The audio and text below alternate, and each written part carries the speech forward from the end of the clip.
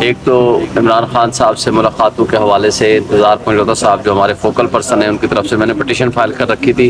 उसमें 3-4 इश्यूज़ थे। एक ये था कि जब हमारी मुलाकात होती है तो दरमियान में एक शीशा लगा दिया गया है, ना कोई कागज़ हम दे सकते हैं ना उनसे ले सकते हैं, वो एक कद के से भी ऊँची होती है। और दूसरा उसके अंदर प्रॉब्लम ये होता है कि हमें ऊँचा बोलना पड़ता है। जब हम ऊँचा बोलते हैं तो ये होता है कि वो गुफ्तगू जो बंदे बैठे हुए हैं वो भी सुनते हैं, प्लस उसकी रिकॉर्डिंग भी होती है। वैसे तो वो वैसे भी हो रही है, मगर वो एक सबसे बड़ा प्रॉब्लम था, तो उसको अब हल कर दिया उन्होंने। अब वो शीशा उन्होंने हटा दिया। दूसरा, आप सारे दोस्तों को पता है कि हमें 1.5 किलोमीटर दूर हमें गाड़ियाँ हमें पार्क कराई जाती थी और हमें कहा जाता था कि आप पैदल जाएँ। ड्राइवर हमारे साथ अगर हो तो भी वहाँ तक हमें छोड़ नहीं सकता था। ये जब से ये डाकू रानी इक़्तिदार में आई थी उस दिन से ये नया उसने ड्रामा शुरू किया था। और फिर वहाँ पंजाब पुलिस लगा दी थी और बदमाशी ये होती कि बारिश है, गर्मी है, सर्दी है, शदीद गर्मी है, कोई भी सिचुएशन है तो हमारे बुज़ुर्ग भी जाते थे, जो भी जाता था तो उनको 1.5 किलोमीटर दूर वहाँ से आगे पैदल चला के जाते थे और फिर पैदल ही वापस आ सकते हैं। तो उसको भी उन्होंने अब रिमूव कर दिया है। पिछली तारीख को ऑर्डर भी कोर्ट ने कर दिया था जैसे समन रिफत साहिबा ने, और उसको अब उन्होंने कंफर्म भी कर दिया, पिछली तारीख को उन्होंने रुकावट नहीं डाली। ये दो मेन चीज़ सेटल हो गए। तीसरी भी चीज़ें थी, कुछ के स्टेशनरी जाने की इजाज़त दें, हमारे डॉक्यूमेंट्स को ट्रेस ना करें, चेक ना करें, वो भी उन्होंने कहा जी हम सेटल कर देंगे। एक और चीज़ थी जिसमें वो हमारा 45 मिनट्स का टाइम होता है, तो अब कोर्ट ने कह दिया है कि अब उसके अंदर जब भी कोई विजिटर जाएगा आप उसका टाइम नोट करेंगे कि इस वक्त अब टाइम शुरू हो गया है, और जब वापस आएगा उससे साइन कराएंगे कि आप इतना टाइम पे आप वापस आ रहे हैं। यानी वो जो 45 मिनट्स का हमारी विज़िट टाइमिंग्स हैं वो भी उन्होंने कहा कन्फर्म हो जाएगी। आखिरी बात ये थी कि हमें जो 2 हफ्ते के लिए, हफ्ते में 2 दफ़ा मिलना है, एक दफ़ा वकला मिल सकते हैं, एक दफ़ा लीडरशिप मिल सकती है, यानी 2 दफ़ा जो हमारे मुलाकातें हैं वो कम हैं, इनसफिशेंट है। उन मुलाकातों को बढ़ाना चाहिए, उसके लिए इन्होंने डायरेक्शन दे दी है और वो उन्होंने हमारे साथ बैठना था। अभी तक कोई चीज़ फाइनलाइज उन्होंने नहीं की। उन्होंने कहा है कि जो कोर्ट डिसीजन करेगी, अब उन्होंने उसको फाइनली डिटर्मिन कर दिया है। कहा है कि आप डायरेक्शन दी है कि आप इनके साथ बैठ के SOP को इमरान खान साहब को भी शामिल करके उसको रिवाइज़ करें। जब तक वो फिर रिवाइज़ नहीं होती अगली तारीख पर उन्होंने कहा जी मुझे रिवाइज़ करके रिपोर्ट सबमिट करें। अब ये पोजीशन है उस केस की। दूसरा केस था जिसमें एक मेजर साहब और कर्नल साहब ISI के बैठे हुए हैं, वो तमाम कंट्रोल करते हैं जेल सुपरिटेंडेंट की अथॉरिटीज़ को। उसके हवाले से मिनिस्ट्री ऑफ डिफेंस और मिनिस्ट्री ऑफ इंटीरियर से रिपोर्ट मांगी गई थी। आज उन्होंने कहा जी हम जमा कराएंगे 2 दिन के अंदर। जब वो जमा हो जाएगी तो उसके बाद उसके ऊपर बहस होगी। अगला हफ्ता छोड़ के उससे अगले हफ्ते में फाइनल आर्गूमेंट्स के लिए उस केस को रख दिया है। 2 केस हमारे थे, एक जस्टिस तारिक जहांगीर साहब के पास हमारी इलेक्शन ट्रिब्यूनल वाली, वो चूँकि स्टे ऑर्डर की वजह से वो चला गया है अगले बुध को। और जो हमारा जस्टिस सामिर फारूक साहब के पास चल रहा है मेन केस, जिसके ऊपर जो ट्रांसफ़र एप्लीकेशन ली गई थी और ट्रांसफ़र एप्लीकेशन को डिसाइड कर दिया था इलेक्शन कमीशन ने। देखिए इलेक्शन कमीशन जराइम की आमाजगाह बना हुआ था, आपको पता है। अभी मेरे केस में बड़ी इंपॉर्टेंट सी बात है, फॉर्म बने हैं बाद में, यानी कंसोलिडेशन हुई है बाद में, वोटों की गिनती हुई है बाद में 12 तारीख को, लेकिन नोटिफिकेशन है 11 तारीख को। और 11 तारीख को ही इलेक्शन कमीशन ने स्टे दे दिया था कि फर्दर कंसोलिडेशन रोक दी जाए, और रिटर्निंग अफसर ने भी स्टे दे दिया था कि कंसोलिडेशन प्रोसेस इज पोस्टपोन्ड।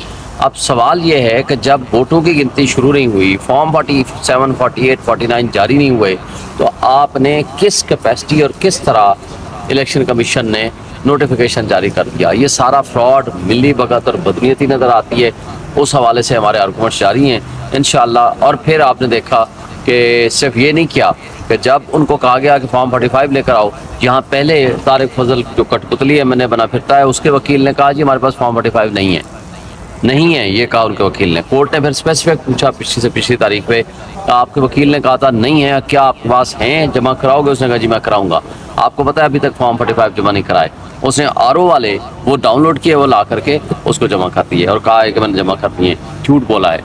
उनके खिलाफ भी एक्शन होगा, लेकिन इंशाल्लाह हम चल रहे हैं। इस वक्त अब आमिर फारूक साहब के पास ये ट्रांसफ़र एप्लीकेशन का मैटर पेंडिंग है, और जो पावर है इलेक्शन कमीशन की ट्रांसफ़र करने की, इस तरह यानी देखें ना, एक बात बड़ी अहम है, जब हम ये कहते हैं कि इलेक्शन कमीशन ने जुर्म किया है या करप्ट प्रैक्टिसेस किया है या गलत किया है, मुझे ये बता दें कि उसके ऊपर जब इलेक्शन ट्रिब्यूनल फैसला करने लगे तो इलेक्शन कमीशन जब चाहे उसको ट्रांसफ़र कर दे। फिर उससे ट्रांसफ़र चाह के फिर किसी और के पास करते, और अपने हैंड पिक्ड जज अपनी मर्जी के विदाउट कंसल्टेशन।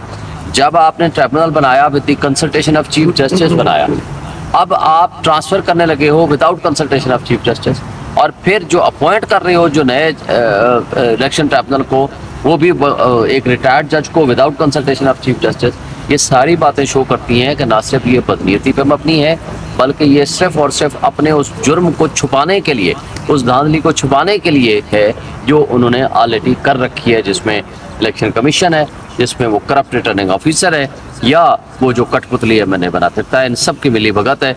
इंशाल्लाह ताला कल या परसों तक ये फैसला आ जाए। अच्छा शोएब शहीन साहब, ये बताइएगा कि मरियम नवाज ने कहा है कि 9 मई का सरगना इमरान खान ने आखिरकार इतराफ़ जुर्म कर लिया। खान साहब ने 9 मई का इतराफ़ जुर्म कर लिया, इसका मतलब? पहली बात तो यह है कि किसी ने कोई इतराफ़ जुर्म नहीं किया।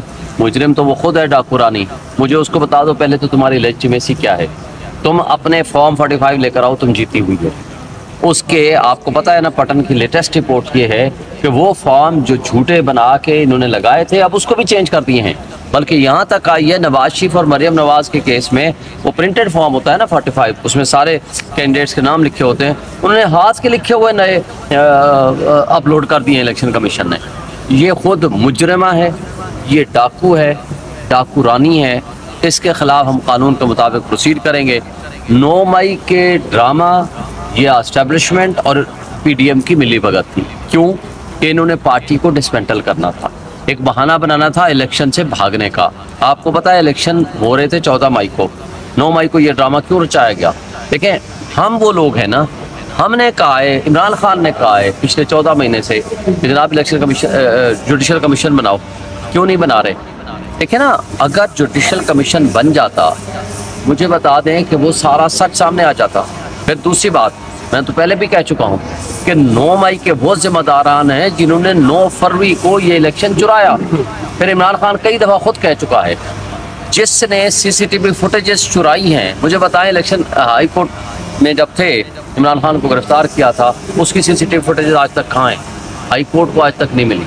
कौन जिम्मेदार है, किसने उठाया था, ये सब आपके सामने है। मुझे बता दें, हमजा कैंप पे जब अटैक हुआ उसका केस सामने आया, जैसे जमाल मुतवक्किल साहब ने पूछा जी आपके पास सीसीटीवी फुटेज कहाँ है? कहते जी खराब हो गई।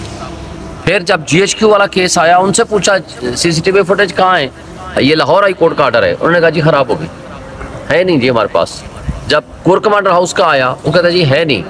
मुझे बता दें, 3 दिन पहले DG ISPR ने कहा जी हमारी एक प्रोसीजर होता है, हम पहले रोकते हैं, फिर वार्निंग देते हैं, फिर एरियल फायरिंग करते हैं। तो कोर कमांडर हाउस में मुझे बताएं 2 बजे से कहते हैं कि जी शुरू हुए एक जुलूस आया जी 150 बंदे का या 200 बंदे का, 150-200 बंदे का जुलूस आता है और रात को 8 बजे तक पहुंचता है। रास्ते में किसी जगह ना पुलिस है, ना मजिस्ट्रेट है, ना एक सिंगल पुलिस वाला वहाँ मौजूद है, और ना ही इनकी तरफ से वार्निंग है, ना ही वो सीसीटीवी फुटेज पेश की गई, ना एरियल हवाई फायरिंग है ताकि लोग भाग जाएं। ये क्या था? ये सारा ड्रामा अगर जिस वक्त खुलेगा आपको सच सामने आ जाएगा। यही तो हम कहते हैं कि उसका जुडिशल कमीशन बना लो। तो बात ये है कि ये सारी चीज़ें जो कुछ सामने आ रही हैं, ये बिल आखिर पूरा जाकर निकलेगा नवाज शरीफ और उसकी फैमिली तक, और उसमें एस्टेब्लिशमेंट के चंद लोग और ये सारे मुलव्वस हैं, और इन लोगों के ड्रामे की वजह से आज तक ये खराबियाँ चल रही हैं।